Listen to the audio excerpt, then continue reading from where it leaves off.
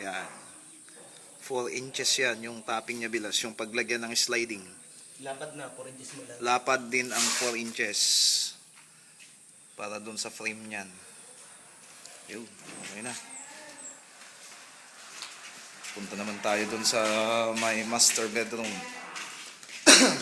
Excuse me.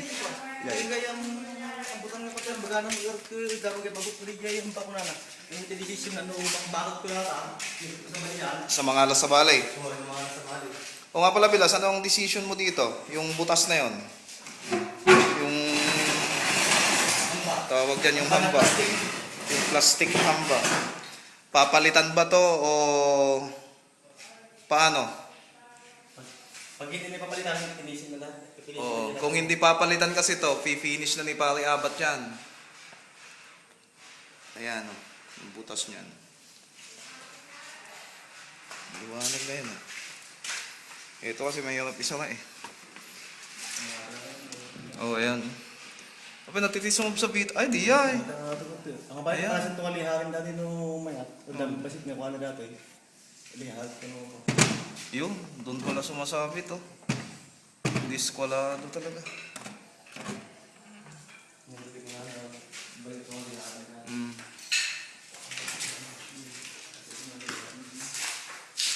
Pansinin mo yung bintana doon Bilas sa may garahe. Okay na.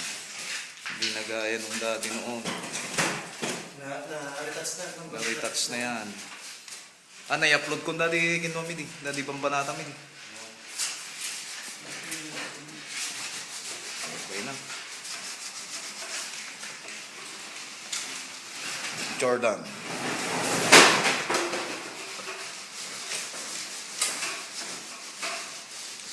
Malalagyan lahat yan ng center molding.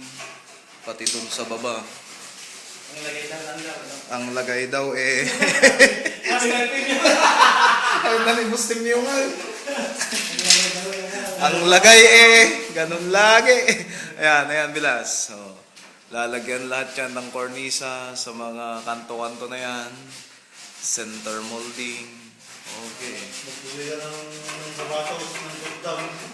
Jordan number 18. Yung 17 talagang pinakamaganda doon, bro. May attache case. Putya. Wala lang pa ya. Teka lang, teka lang. Ayan. What are you doing? You're cutting the cornice. Mati na ito yung mabanalan, mati.